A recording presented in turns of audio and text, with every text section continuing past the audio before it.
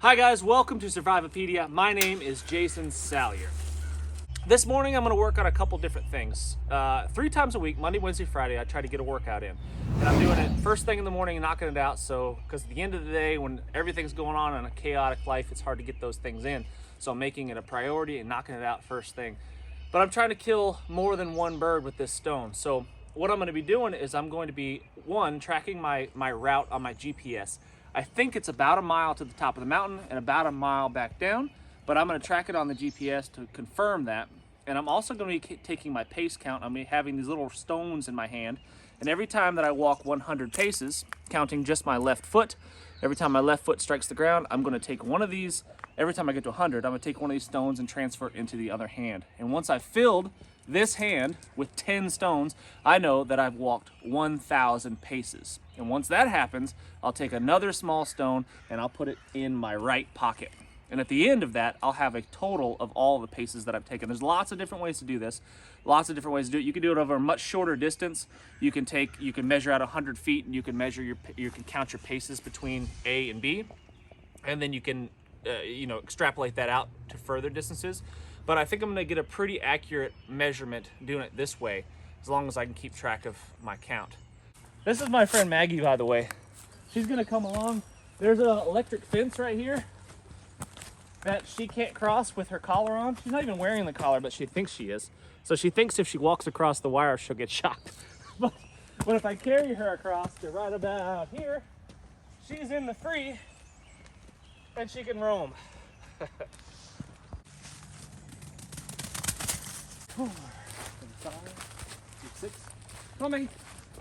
So I'm doing this in all of my normal everyday gear. I'll do a video pretty soon on what I carry with me on a daily basis, because I just like to always be ready. I've got my pack on me. This pack weighs probably, I don't know, I haven't weighed it, but it's probably around 35 pounds, something like that. And it's what I would need to carry myself, or to sustain myself for about a 72-hour period very comfortably. And that's eating 3 meals a day, sleeping really warm and cozy, no problems. And that's what I'm carrying on my person while I do this, to give me even a more accurate reading, because this is probably what I'd be having on me if I was to have to trek from A to B. And there's my bush cat. Bush cat. Meow, meow. Kitty, kitty, kitty. Come on, kitty, kitty, kitty, kitty. And my bush cat, Scruffs, is trying to follow us on our adventure. She probably won't go very far. There's no level ground around here where I live. It's all up, it's all down. Very rarely are you gonna be on flat ground, and it's very likely that you're gonna encounter obstacles like this that are gonna interfere with your pace count. 97, 98, 99, 100. So I've got to 100 paces right here. So that means that I'm gonna take a rock from my left hand and I'm gonna put it in my right hand.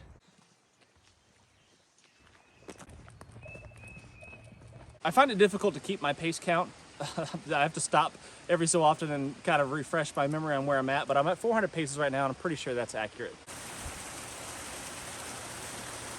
Get outside and actually use the gear, practice the skills, do it in your everyday stuff so you know what works and what doesn't work. When the bear's chasing you, you're not gonna have time to say, hey bear, hold on, let me put on my running shoes. You're gonna have the shoes that you have on you, your work boots or whatever it is. So make sure those are comfortable and you're capable of doing what you need to do with those on.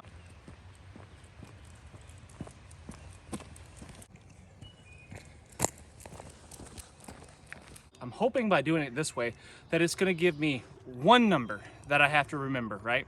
Instead of remembering an uphill pace count and a flat ground pace count and a downhill pace count and all that nonsense that I'm not gonna remember anyway, and I write it down somewhere, but then I lose the pad of paper that I wrote it down on. By doing it this way and averaging it all out, it's gonna give me one number. And for the most part, it's gonna be easy to remember, but for the most part, it's gonna be able to get me close enough to where I'm heading. Am I gonna be able to land on exactly the X if I do it by doing it this way? Probably not, but you probably won't be able to do that either way. But I think just in general, if I know what that one number is, if I could always remember that, I could pretty much always get within reason of the location that I'm trying to get to.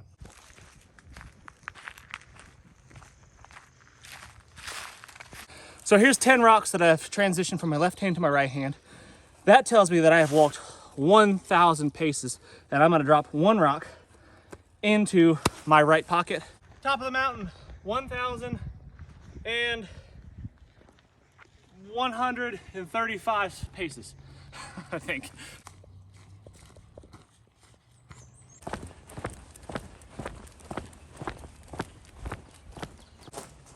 All right, 31. 31, don't forget 31, all right? Counting on you.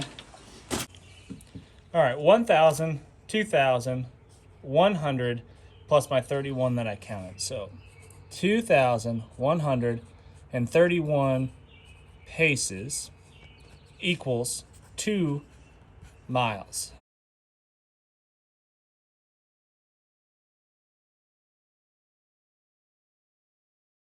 I am no math wizard, but I did some quick math here and I figured out basically what my pace count is. So 2,131 paces equals 2 miles. Divide that in half and you get 1,065 and a half paces equals 1 mile. Extrapolate that all down, half mile, 532 paces basically is a half mile, 266 a quarter. And then I broke it all the way down to 100 feet. So I'm basically doing a little over 20 paces in 100 feet. There's your math for you. Bam, let's go confirm it. I'm gonna start here at this orange marker that I've used for other purposes, and I'm gonna go exactly 100 feet.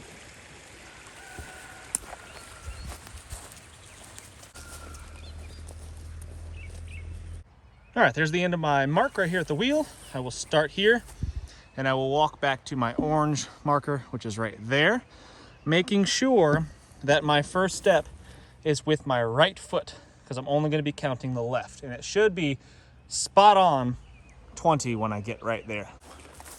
2, 3.